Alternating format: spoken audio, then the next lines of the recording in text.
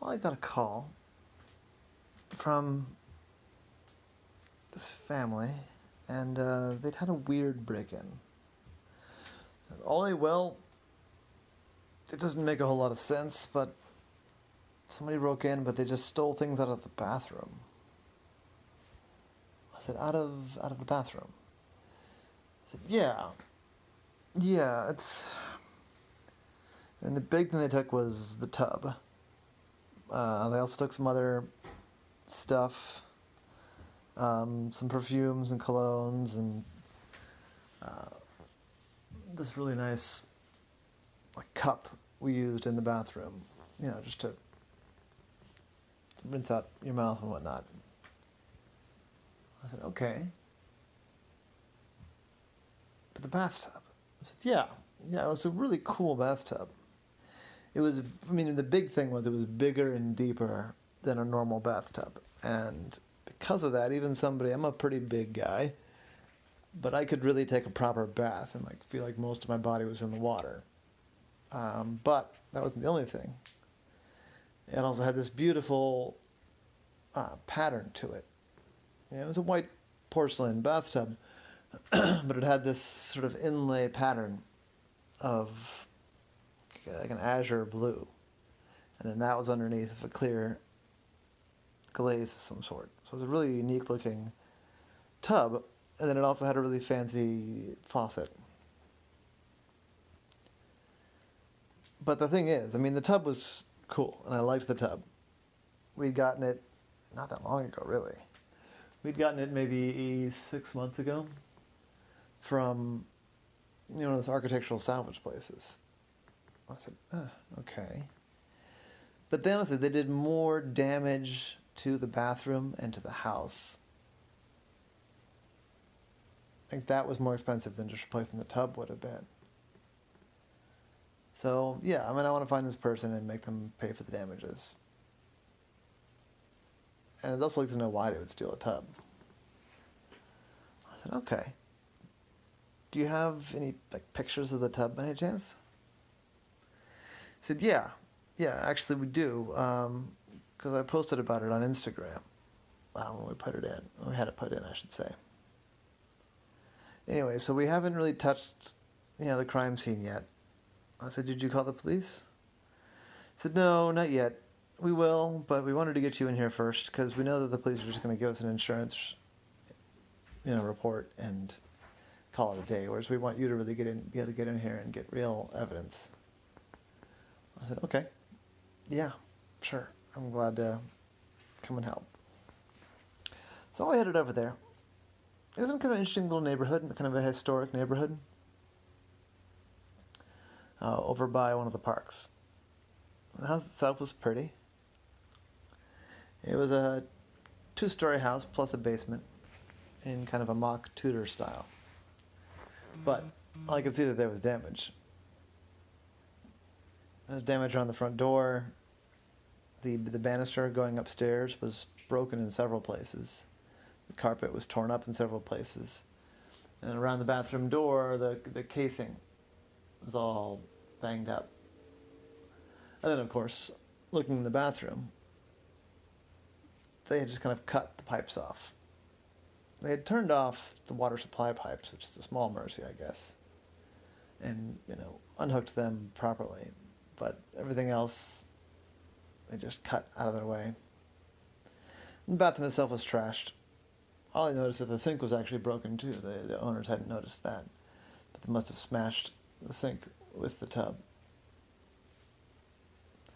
And I was looking at the destruction. It was a chaotic scene. I noticed something in the corner. It was covered in dust. And a couple of pieces of tile. But it looked a little like a dark. Ollie reached out, so it couldn't be. He picked it up, and it was. It was a wallet. Ollie turned to the owner of the house and said, "Is this your wallet?" I said, "No, I don't understand before in my life." Ollie opened it up. It was a brown leather wallet. Inside was about $25 in cash, several credit cards and grocery cards and things like that, and then an ID for Neil Smetson. And then next to the cash, there was a business card. It said Smetson's Movers. And they stared at it for a while, and they said, "A moving company?" I said, "I think that whoever stole your tub hired the work out." "Well, then we should just be able to call them and get them to tell us who it is."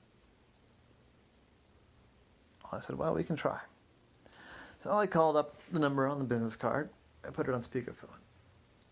The person answered and said, "Neil Stepson. Stepson's moving. How can I help you?" I said, "Hi, yes, we found your business card at a job site, and we were wondering if you could tell us a little bit about we're a certain item move. We have some extra things that this person who had to move out left behind. We wanted to get to them." "Oh, no, sorry. I can't give any information out about clients. None whatsoever. It's a common thing. People want to track down the people that moved out of their house, but nope, I can't help you, I'm sorry." I said, "Are you sure?" I said, "Yep. Nope, sorry, company policy." I said, "Well, here's the thing. One of the things they left behind was, well, your wallet." And the line went silent. I was wondering where that went. Neil said, I'd like to get it back, if at all possible." I said, "Sure, we'd be happy to get your wallet back to you, but we are going to need some information." Like I said, I can't help with client information. If you want to put the wallet in a mailbox, it'll get back to me. Can't really help you otherwise. I said, "Well, that's an understandable position, because we both know that there was something shady about this job." Stephen didn't answer. "Here's the thing. If you tell us everything you know about this job, then there's $100 in it for you, and I keep my mouth shut." Stephen said, "What do you mean?" So here's the thing. You're a professional moving company, right? I said, "Yeah." I said, "Well, you did a pretty crappy job here." I said, "What are you talking about?" I said, "Well, there's damage all over the place. There's damage on the walls, there's damage on the carpet, there's damage on the banisters, there's damage on the front door. All I had to do was post some photos of this all on the internet around here, and you'd probably never get a good call again for years and years and years." "You wouldn't." I said, "I would. Or," I said, "you can tell me about who hired you to help them steal this tub. And we keep it between you and me." I said, "Well, who are you?" "I'm a private eye, so I don't really care about whether or not you get arrested. As long as we catch the person that, paid for the job, that's who we care about." I said, All right. If you give me $100, keep silent, give me back my wallet, I'll tell you who hired me." I said, "Deal." So they agreed to meet up at a coffee shop outside of town. It's going to be this Neil character, Ollie, and the homeowner. About 15 minutes into their appointment time, Ollie was worried that the guy had decided to stand them up to not come. But in came a big, strong-looking guy. He sat down and said, "You must be Ollie." I said, "Yep." "You must be Neil." I said, "Yeah, I'm Neil. Do you have the wallet?" I said, "I have the wallet." And Ollie put the wallet on the table. Neil reached for it, but Ollie pulled it back. I said, "Nope, information first." I said, All right. The person who hired us was this guy named Weston. Andreas Weston. And this old Baltimore family. He said it was his tub. And yeah, he paid us like $600. He had the key to the house. I'm not sure what was the deal with that. But we realized midway through the job that something weird was going on. He kept pushing us to go faster and faster and faster. We got the sense he was trying to get away with something. And I realized by the end that this wasn't his house. But at that point, we had the thing on his truck. He just hired us to get it out of the house and into his truck. I don't know where it went from there. But I can give you the guy's name and his address. Ollie slid the wallet over. The guy wrote down the address, and then he left. Neil, the homeowner, said, "Well, that's progress." I said, "It is. Mind if we get a cup of coffee before we go?" Neil said, "Not at all. I could use one myself." So they had a cup of coffee, and then they went to this address. The address was a big, fancy place out in the country, kind of by Laurel. They just went straight there. They pulled up. They were in the owner's car.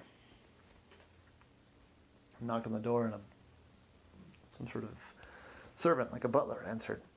He said, "Yes, how can I help you?" I said, "Hi, we're here to see the owner.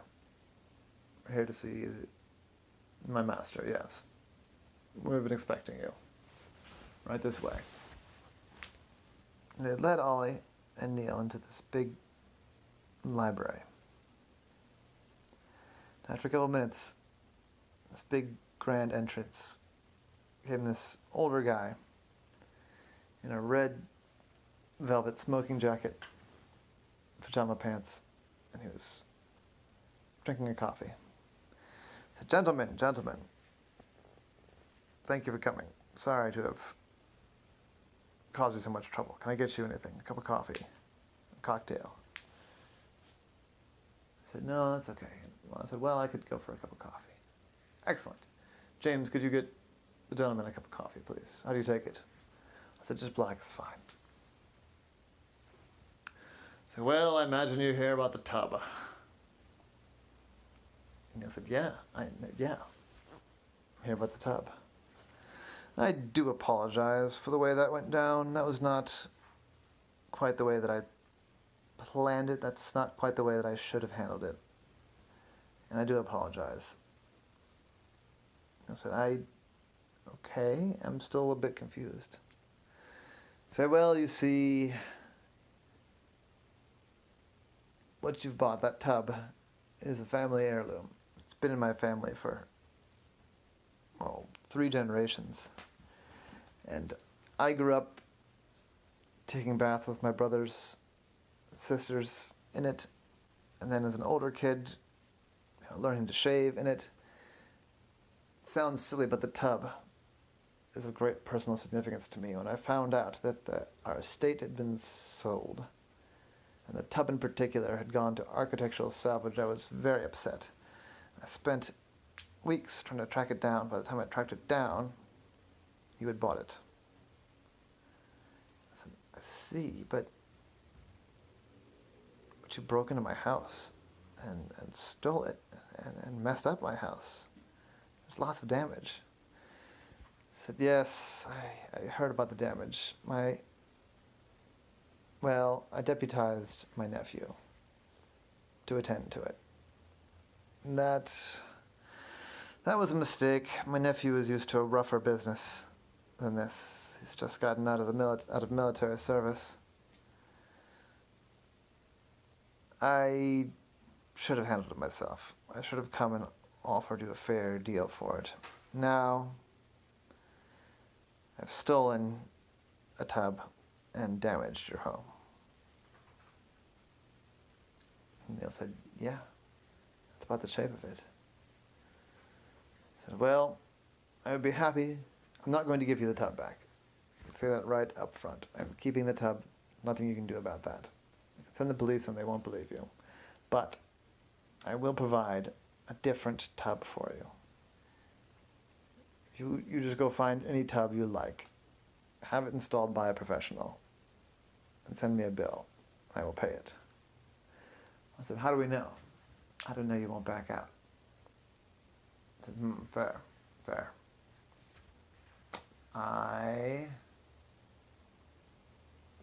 Well, you can get me on video making this promise. And we can shake on it. And you'd be surprised. Most courts of law would hold me to that. What's more, I'll give you my contact information. You already know where I live. So what about all the other damage? All the other damage, yes, I'll pay for that as well. And Neil started to say, okay, all right, that's fine. I can, I said, hold on 1 second. My client here bought a tub, perfectly rational means. Why should he have to go through all the extra effort of finding and dealing with contractors, finding a new tub, getting it installed, and submitting a reimbursement? I think you caused this problem. Even if you meant to do it differently, you did it badly, and you need to solve it top to bottom.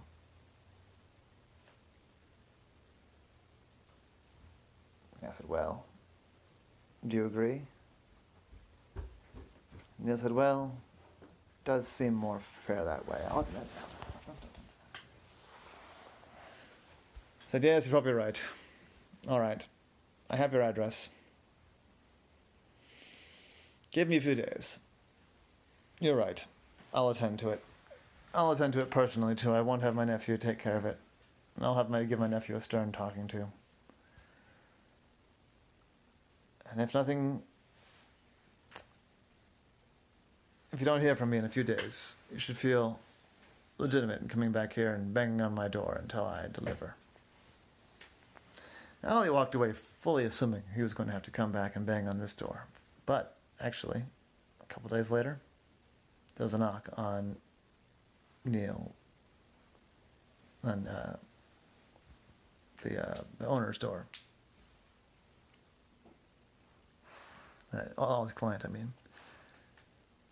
Said, hello, yes, I'm here to take some measurements, get some plumbing and repair estimates on the plumber, and I've got my associate here, he's a carpenter. We're here to fix up this problem with the bathroom, I guess. The contractor came in, took measurements, came back a couple days later with a tub and a work crew, and they fixed up that bathroom really well. Honestly, they put it back nicer than it ever was. Same with the door and the banister. When they left, I said, hey, then though, yeah, the guy who's picking up the bill asked me to give you this note. And the note read, thank you, sir, and to your private eye as well. You could have turned into the police. I was bluffing. You probably could have had me arrested. I appreciate you giving me the chance to make things right.